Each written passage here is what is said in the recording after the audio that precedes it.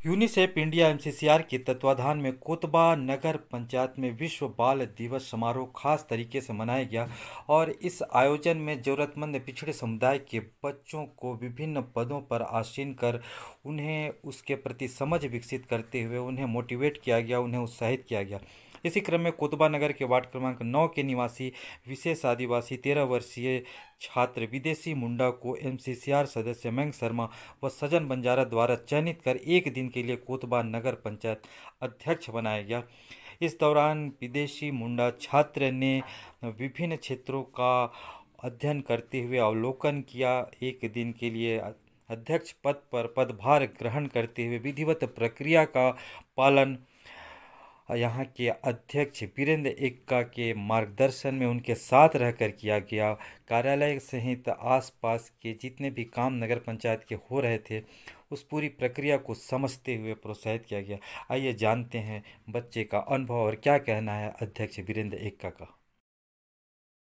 आज मैं नगर पंचायत में अध्यक्ष बना तो मुझे अच्छा लगा।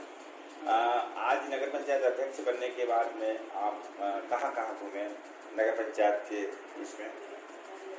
मैं आज नगर पंचायत के ऑफिस में घूमा और उनकी जानकारी ली।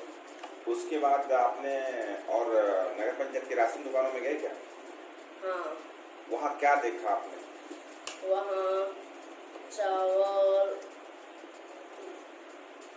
चावल शक्कर जो वितरण हो रहा था उसमें चावल शक्कर जो वितरण हो रहा था उसका जानकारी लिए। पंचायत अध्यक्ष जी, आपका बहुत बहुत बधाई। आपने हमारे यूनिसेफ और एमसीसीआर का बातों को रखकर आपने एक दिन के अध्यक्ष के लिए हमारे विदेशी मुंडा का एक दिन का पदभार दिया।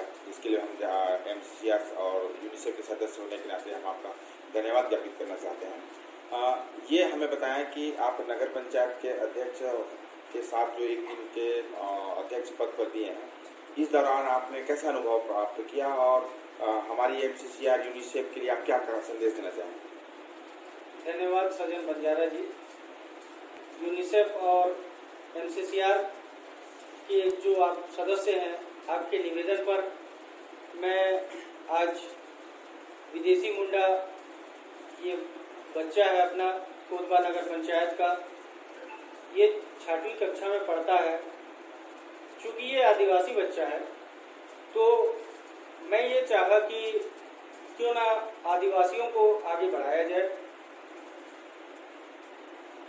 मैंने निर्णय लिया एक आदिवासी को मौका दिया जाए और सर्वप्रथम मेरे पूरे पार्षदगण यहाँ उनका समस्त स्टाफ के साथ स्वागत किया। स्वागत के पश्चात हमने उसको उनका कुर्सी दिलाया, अध्यक्ष पद की कुर्सी दिलाई और उसके बाद हम सीएमओ कक्ष ले गए जहां इनको बताया गया कि उनका कार्य क्षेत्र क्या है, फिर इंजीनियर, फिर बाबू और यहाँ पूरे कार्यालय का निरीक्षण करने के पश्चात ये बच्चा राशन जहाँ बढ़ती है वहाँ पर इनको पूरी टीम हमारी ले करके गई, जहाँ वो निरीक्षण किए, जहाँ राशन वितरण हो रहा था। सभी लोग मास्क लगाए हुए थे, सैनिटाइजर वहाँ हो रहा था।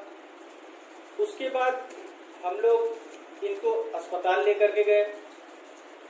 अस्पताल में भी डॉक्टरों एवं नर्सों के द्वारा इनका स्वागत किया गया और पूरे अस्पताल की जानकारी इनको दी गई कि पंजीयन से इनके जांच से दवाई तक की व्यवस्था किन किन जगहों पर कैसे होती है। और वहाँ कंप्यूटर कक्ष भी लिया गया, प्रसव कक्ष भी लिया गया, 10 बिस्तर के अस्पताल है उनको भी दिखाया गया, 108 की उपलब्धि है, एम्बुलेंस है, वो सब चीज़ें दिखाया गया। ही साथ डॉक्टर साहू जो थे वो इस बच्चे को टीकाकरण के बारे भी जानकारी दी गई, जो इनको विस्तार पूर्वक समझाए कि इस बॉक्स में टीका रखा जाता है, ये इतने घंटे तक सुरक्षित रहता है। ऐसे करके इनको पूरी जानकारी टीकाकरण के बारे दी गई।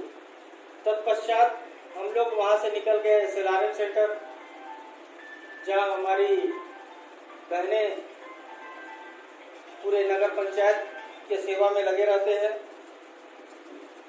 जो कच्चा एवं सूखा माल लेकर उसको उस जगह पर ले जाते हैं, उन्हें अलग करते हैं और अलग से छटाई होने के बाद उसको अपने अपने जगह पर रखकर, जैसे प्लास्टिक रखता है तो उसके लिए अलग से मशीन है जिसमें उस प्लास्टिक को दबाव बनाकर कम किया जाता है।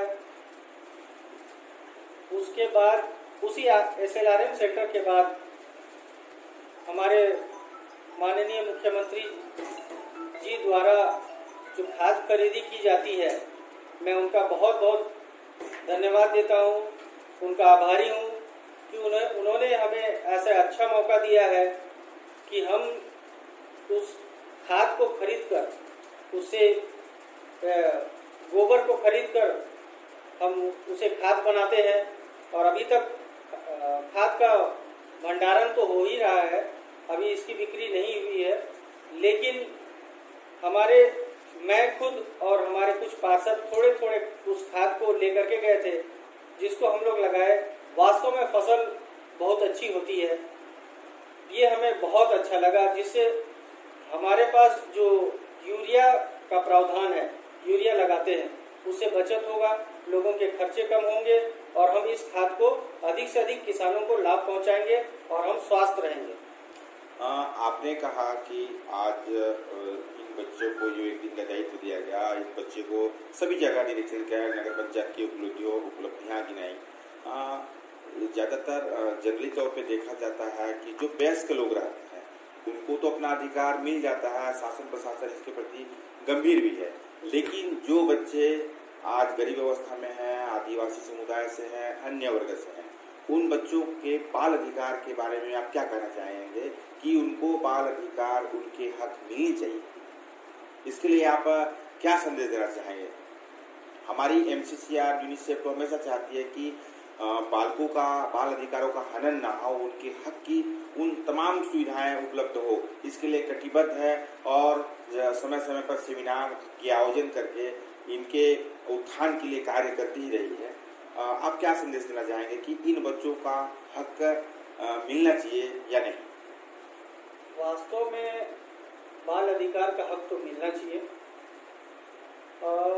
प्रमुखता देखा जाए तो इन्हें 4 भागों में बांटा जाता है, जहाँ तक मुझे जानकारी, वैसे पूरी जानकारी तो नहीं है, लेकिन फिर भी मुझे जो जानकारी है उस हिसाब से मैं बताना चाहता हूँ कि इन अधिकारों को 4 भागों में बांटा जाता है।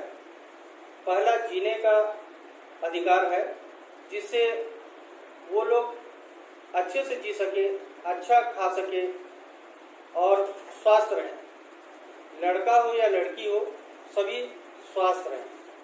और दूसरा संरक्षण का अधिकार होता है, जिसमें जो शोषण होते हैं, शोषित बच्चे ज़्यादा होते हैं आजकल, गरीबी है, यहाँ पर गरीब लोग हैं, उनके माँ बाप कमा नहीं सकते हैं, तो लोग उन बच्चों को किसी के यहाँ काम करने दे देते हैं, जिससे उनका शोषण होता है, उनसे आवश्यकता से अधिक कार्य करवाया जाता है, उनको कम पैसे में कम खर्च देकर उनसे ज़्यादा लाभ उठाते हैं, तो इनसे बचाना है। साथ ही साथ तीसरे हक की बात करें तो इसमें तीसरे हक की बात सहभागिता से उसे कहें, मुद्दे हो उनसे जुड़े हों, बच्चों की भी बात सुने। कभी कभी होता ये है कि हम लोग जो है बच्चे कुछ चाहते कुछ और हम बच्चों से करवाते कुछ और, तो हमें ये समझना है कि बच्चा क्या चाह रहा है और उसे आगे बढ़ाने के लिए हमें उसके हिसाब से करें कि वो संतुष्ट होकर अपने जो भी काम है उसको वो अच्छी तरह से निभा सके और आगे बढ़ सके, और साथ ही साथ वो हमारे राज्य के लिए, हमारे क्षेत्र के लिए कुछ ऐसा काम करके दिखाए जिसमें हमारा नाम रोशन हो। हमारे जो भी जगह है, जैसे कोतवा है, कोतवा के बाद जशपुर है, छत्तीसगढ़ है, सभी का नाम रोशन करे। कुछ अपने हिसाब से अच्छा काम करके दिखाएं। और तीसरा विकास का अधिकार है, चौथा विकास का अधिकार है। इनको हम ये चाहते हैं कि सहयोग करें, जैसे कि मैंने तीसरे पॉइंट में आपको बताया था कि उन्हें स्वतंत्र छोड़ा जाए, उतना भी स्वतंत्र नहीं, उन पर निगरानी कर उनको ये अधिकार हमको देना है कि वो लोग अपने हिसाब से हमारे देश के लिए, हमारे राष्ट्र के लिए कुछ अच्छा काम कर सकें, जिससे हमारा समाज का उत्थान हो, हमारे पूरे छत्तीसगढ़ का उत्थान हो।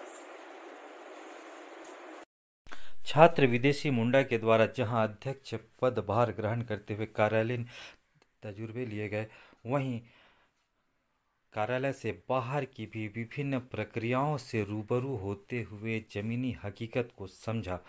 निश्चित रूप से यह एक सकारात्मक पहल यूनिसेफ के द्वारा किया गया है। वहीं निवेदन पर वीरेंद्र एक्का जी के द्वारा उन्हें 1 दिन का पदभार देने पर भी उन्हें उत्साहित किया गया और अध्यक्ष महोदय का कहना है कि इस प्रकार की प्रक्रिया होती रहनी चाहिए, जिससे आने वाली पीढ़ी के मन में एक बेहतर सपना संजो सकें और वे देश के लिए, समाज के लिए बेहतर काम करने को प्रेरित हों।